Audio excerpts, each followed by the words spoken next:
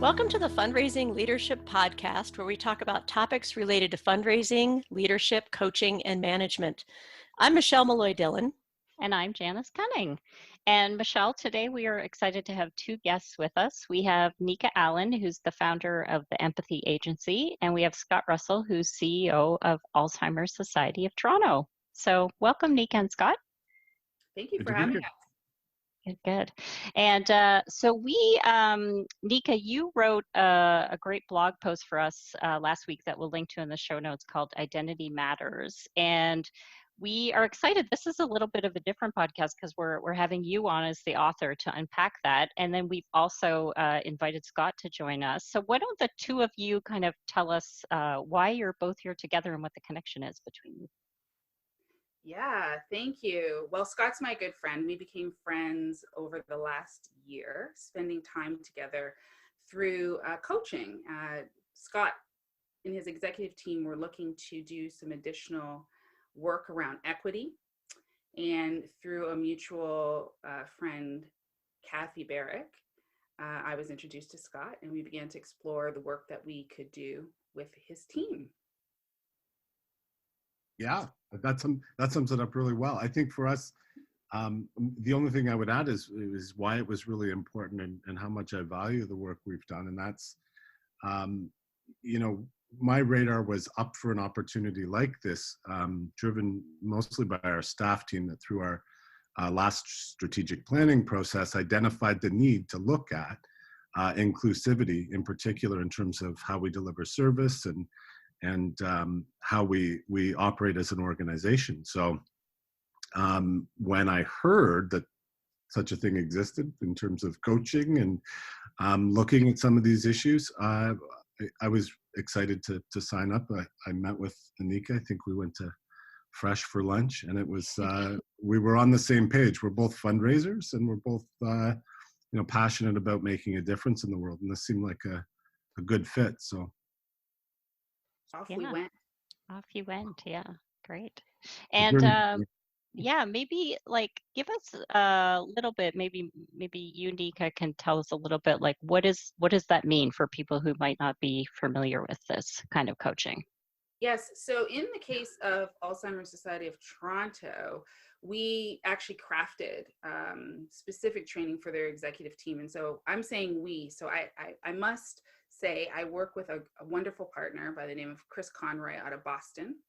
And our approach is that we come together to do this coaching, looking at sort of two sides of the same coin. So Chris is a white man, and he really spends the bulk of his time working with our clients on the deconstructing of whiteness, while I am working with the same team simultaneously, but separately, on the development of identity and how that relates to culture and how we work that out in our organizations, right, to achieve equity.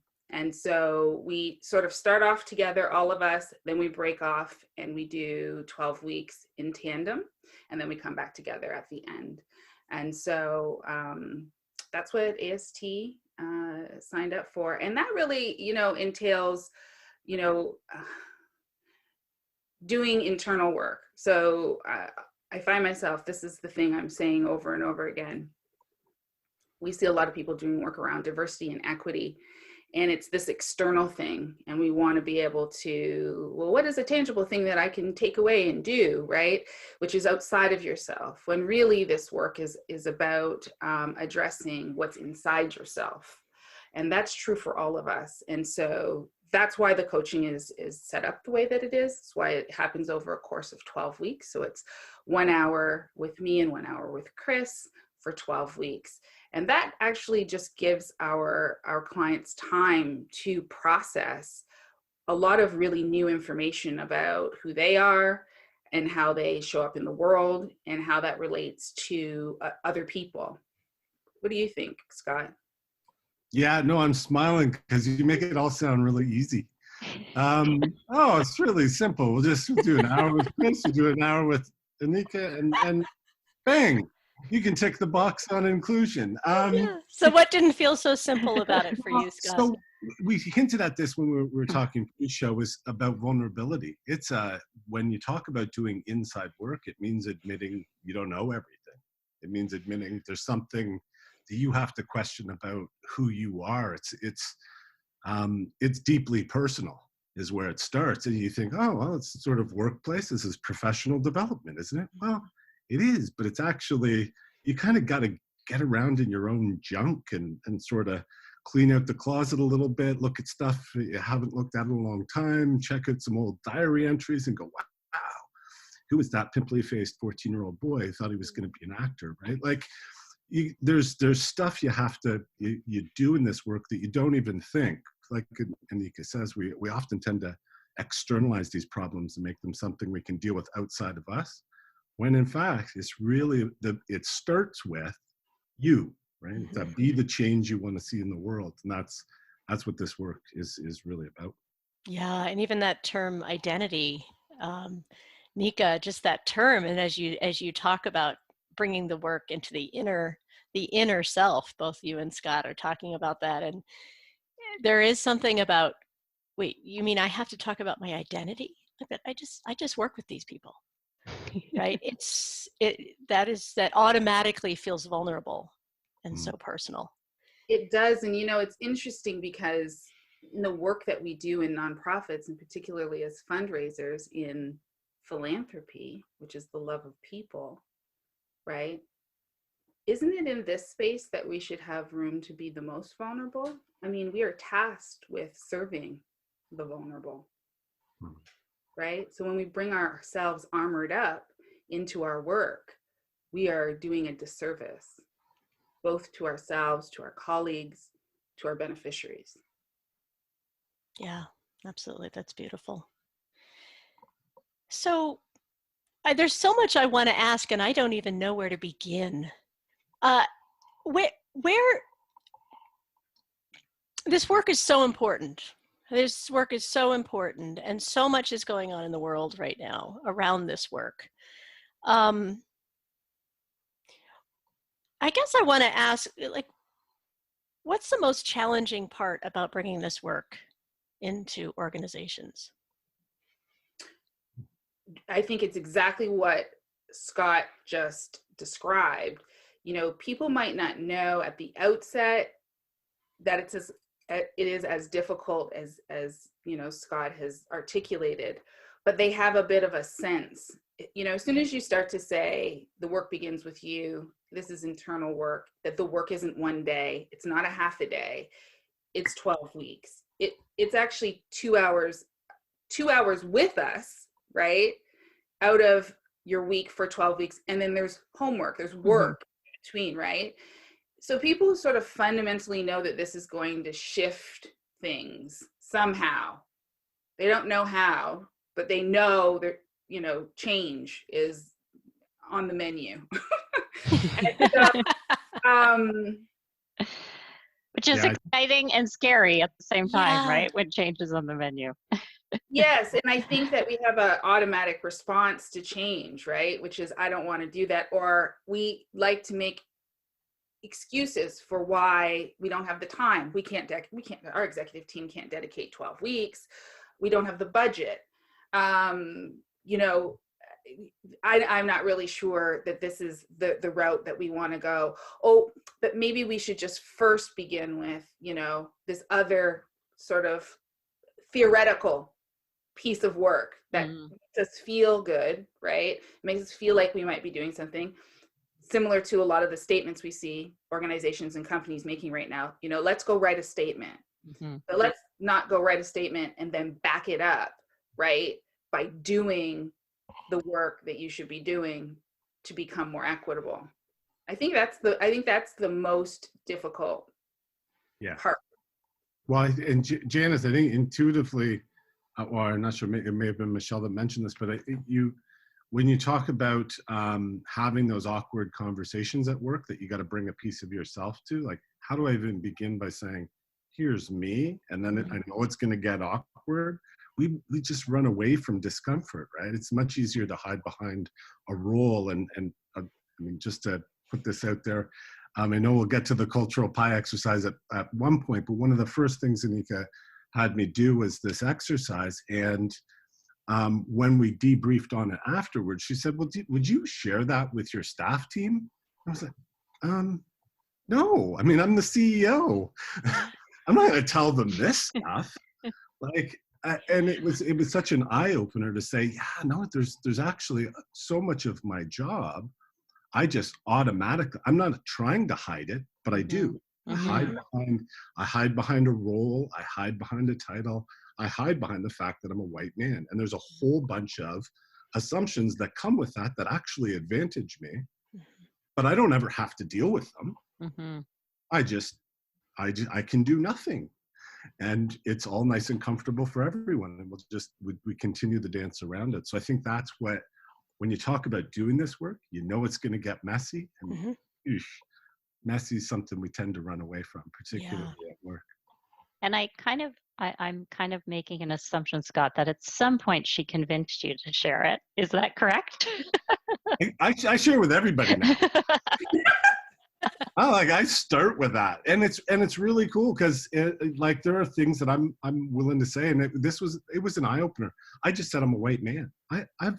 I remember one of the first sessions we came out of, I actually feel really uncomfortable with that. Yeah. Because I'm colorblind. I treat everybody equal. You know, those were ingrained pieces of my identity. I'm a progressive, college-educated Canadian. I could not possibly be culpable in a system of racism. Right. But of course, those are things that you buy into in your identity and go, well, geez, if I admit that I see color, well, then what? Yes. Yeah. If I admit, you take the Harvard unconscious bias test. If I admit I have an unconscious bias towards Black people, what does that say about me? Yeah. I must be a horrible human being. And that's kind of at the heart of when you talk about white fragility, and like that's at the heart of it. We're really terrified to say there are things about us that we need to question and grow and learn from and evolve. Yes. But until we wade into that conversation, yikes. But yeah, now I like to throw out that I'm a white man, especially around with lots of other white people, because then all of a sudden the vibe changes. They go, ooh, what are we talking? He's not going to say the racism word. Where are we going with this? Feel discomfort coming on. Yes. Yeah. And this is the disruption that's necessary to move through these identities, these impacts that are happening. Yeah, I must say, so I've been working through Me and White Supremacy, the book, in a group, and what you said so struck me, Scott, because I've taken so many things from that book, and I feel like as soon as you finish day 28, because it's a workbook, you have to start over because there's so many layers. But one thing that struck me so much is how much we get in the way when we want to be a good person. Yeah. Because we can't admit how we feel if that's like the identity, like I'm a good person. And that, I mean, the day I read that, I was just like, I will never be the same person again, So I am curious, like, and maybe both of you could speak to this, like Scott, maybe personally, like what's been the impact for you and your team and the organization, and then Nneka more broadly, like what kind of impacts do you see when people are actually willing to have these conversations and go within? I think Scott could like take this all the way home. I'm happy to really seriously. I'm happy to expand if there's any room to expand after Scott speaks. But I know Scott he's got something to say. Yeah. So on a couple of different levels, I think this work is really fascinating. It's opened up conversations with me, with people I've known for years that I never would have had around racism and the things that they've experienced and what that has meant in their life and what they struggle with. So and it's something, again, as a white person, I treated everybody equal. And here are people that are really close to me that I go, wow, I didn't realize that was a struggle. So it's a whole level of conversation on a personal level. But then when you talk about it organizationally, and this is where I've become this big believer in this idea that diversity is strength. Mm-hmm. What we're doing within the organization now, and I continue to push this with our executive team, we'll be taking our frontline managers through the training with Nneka and Chris as well. But what we've been doing organizationally is pushing this idea we have to have difficult conversations. It's not just about racism. It's about the work that we do. We deal with people who are stigmatized because they have cognitive deficiencies, because they're elderly. Like there are some things that we deal with in it that it's very relevant. We need to have those difficult conversations. So it's having the courage to wade into those organizationally. That's been the biggest blessing, I think, of the training, is to say, no, we have to do this. It's important. The starting point is around racism, but man, it changes everything. It changes how we work in teams. It changes how we view, we have to start to look at everything. How do we hire? What's the process of hiring? What's the thinking about strategy? What's the thinking about how we partner with other groups? And it means not just going where it's comfortable, but going where we need to go. Because as Nneka said, we're charged with a responsibility to make a change. We're charged with a responsibility to serve people who are vulnerable. And sometimes that means we have to become vulnerable to get into that space. Yeah, it's kind of like I see your work, Nneka, as like, well, you are a coach, but it's like a workout partner. It's like, I'm gonna help you get more comfortable with going into very uncomfortable spaces. This is a muscle that has to be built. That's so funny you say that, because Scott will know that is the exact analogy I use. I don't say I'm a workout partner, but I might start. But I do say we are developing a muscle here that you have never had to use. So what happens when you work out for the first time, right? Your muscles hurt, they're sore, right? All of those things. It's hard to move. It's like everything's uncomfortable. And that is a perfect analogy for this work, and which is the reason why we can't go in for one day, right, and then leave you a mess, right? Because that's what it is, right, Scott? After the first session, I was going to say, what happens after you work out and you haven't worked that muscle in a long time? I was going to say, you cry. Yeah. You cry a lot. Yeah. Which I think that was certainly the leadership, our leadership team. That was our experience.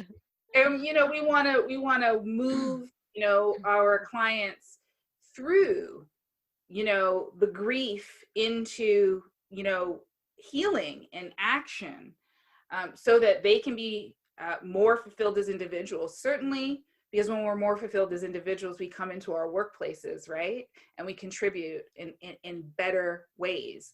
And so the goal is to get all of the people on the team to begin to do this work, so that then when you go to do the external work, you're working it from the inside. Mm-hmm. Conflict, one space we spend a lot of time on is the nature of conflict, and conflict is inherent in our lives, yet we spend a lot of time trying to avoid it, as Scott just mentioned, right? And we're doing ourselves a disservice when every time we run from conflict, I often say, I get a little bit excited when conflict brews. Not that I don't get nervous and I don't get some of the same feelings everybody else gets, but there is also this weird feeling I get of excitement, because I believe that if the other person in the conflict is committed to working through it, I know coming out on the other side is always better than where we began, right? Yeah, a sign of conflict is like, okay, now we've got something to work with. Yeah, exactly. Yeah. And truth will emerge. And, telling the truth, about ourselves and how we are as leaders and how we are in our organizations is all really central to equity. Yeah.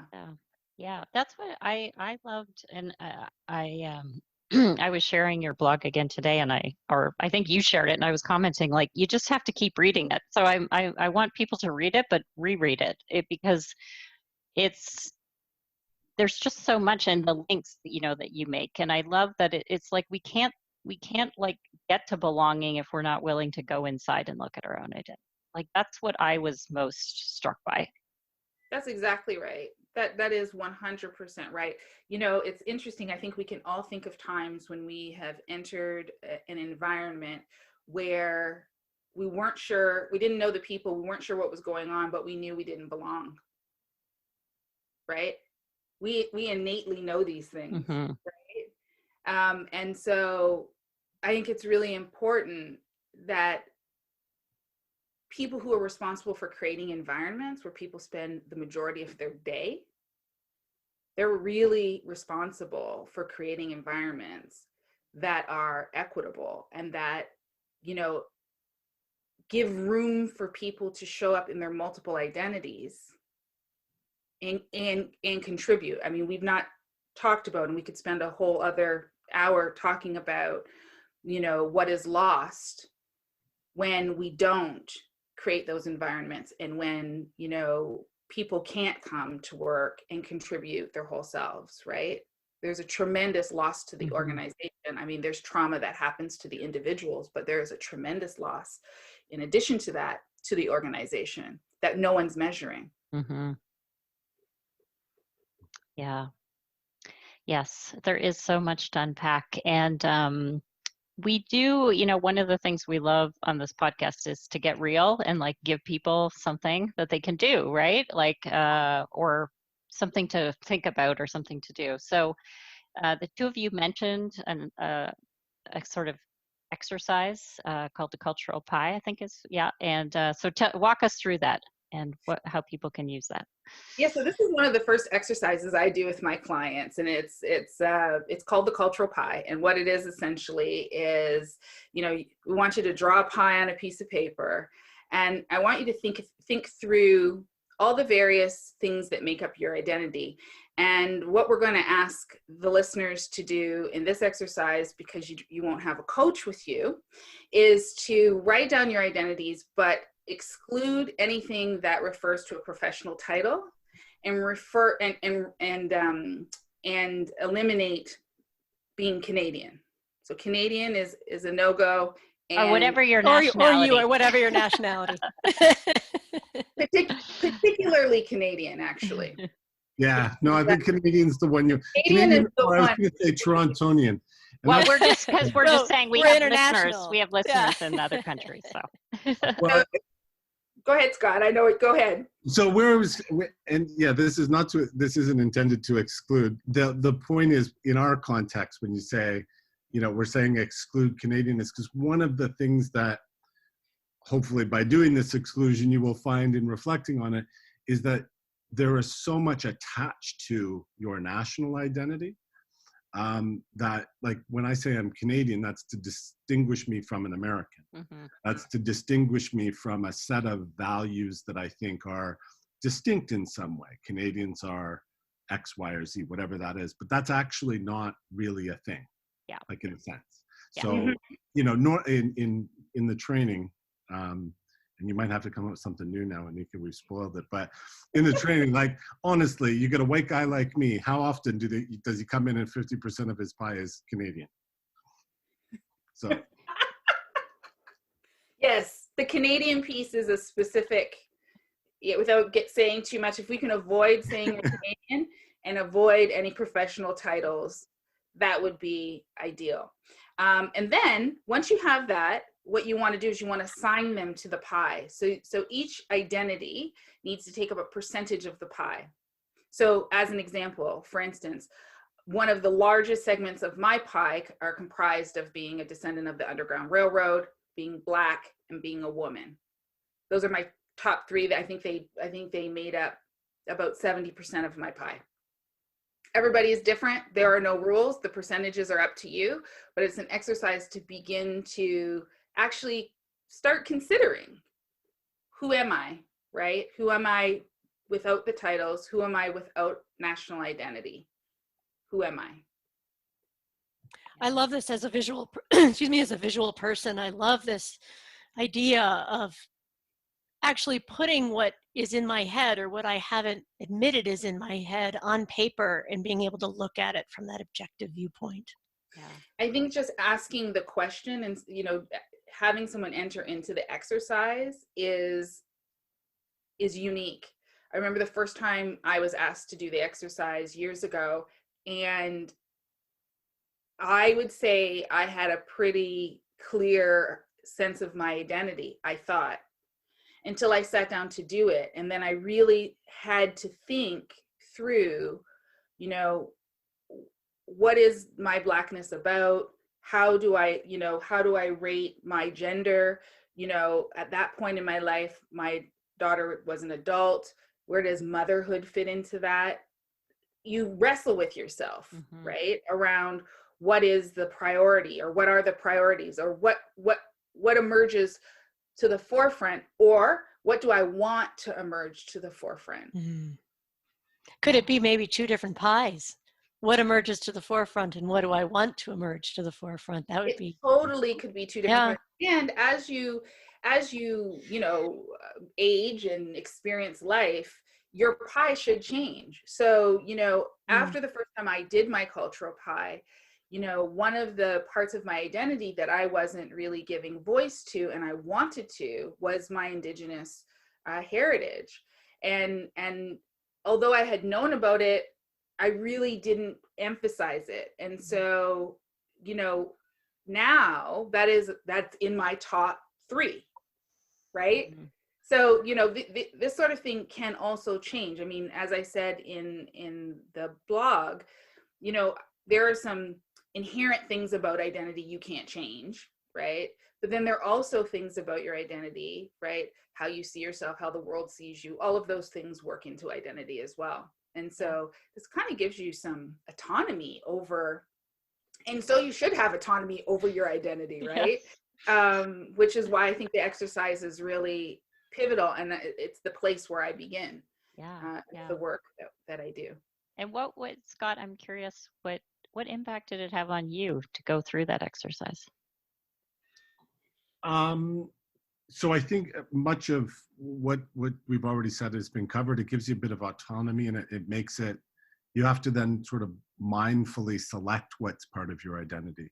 What I found interesting, for example, not to harken back to this Canadian thing again, but the other thing I put into the pie, which when I saw it written down, I had to go, should it be there?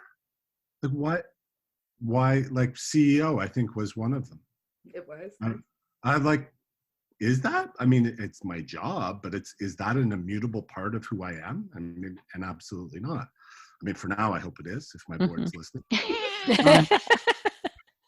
But that's like, it was pause afterwards to go, wait a second, is that really about who I am, or that's a role I have? And then there were pieces of it that I said, should that still be there? That's been there a long time. And I feel a little weird about taking it out, but I've been saying it's been a talk track. It's been my cocktail party banter for so long. Is that really it? So I and then, like Nneka said, there were parts that I went, there's something there I want more people to see. That could be kind of surprising and different, and might be a bit vulnerable for me to start sharing it, but it's true, and I want to own it. So yeah, it is, again, it's just go right back. It's vulnerable stuff. It starts with you, and then it launches you into this whole area of you want to have these awkward conversations because they're transformative. Yes. I think also, I love that you did harken back to the Canadian point. I think it's really important for the listeners to know that oftentimes clients do use Canadian in their cultural pie. And so then my question to them is, well, what is Canadian? Right? And then I get a litany of things that are, associated with, whiteness, but also associated with,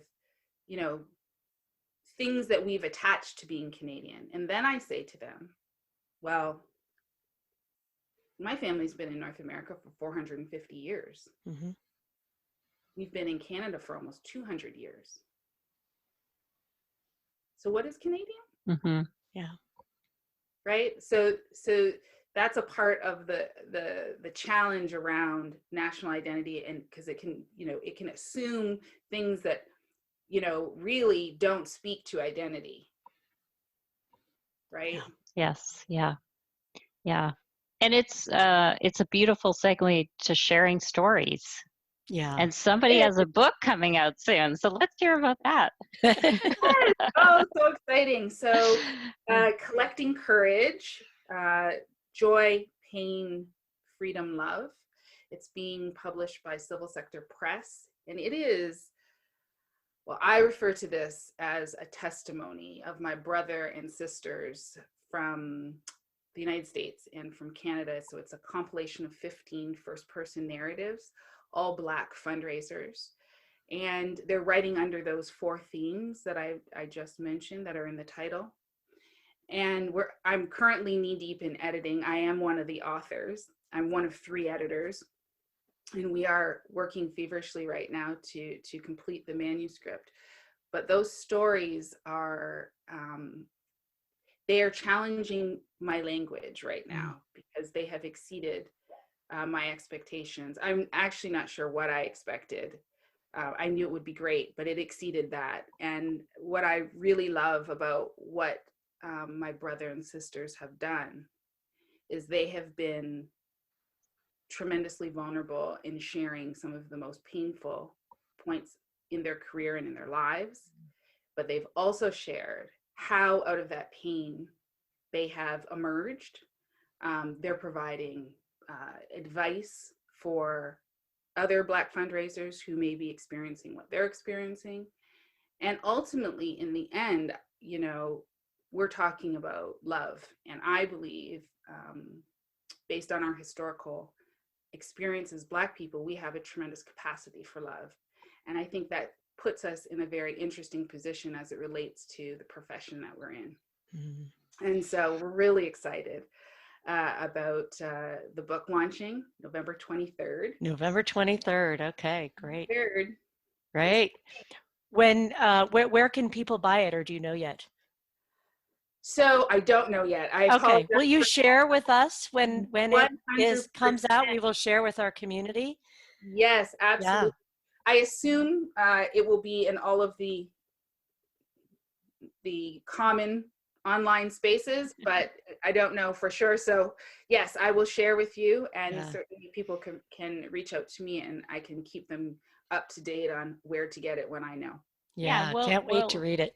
Yeah, we'll link for both of you in the show notes to your LinkedIn so that people can reach out, learn more about your work, hear more, about the impact for you, Scott, that it's had on your organization. So yeah, so thank you both. What a delight, to have the 2 of you and your lovely friendship and relationship at the forefront of this conversation. Oh, yeah.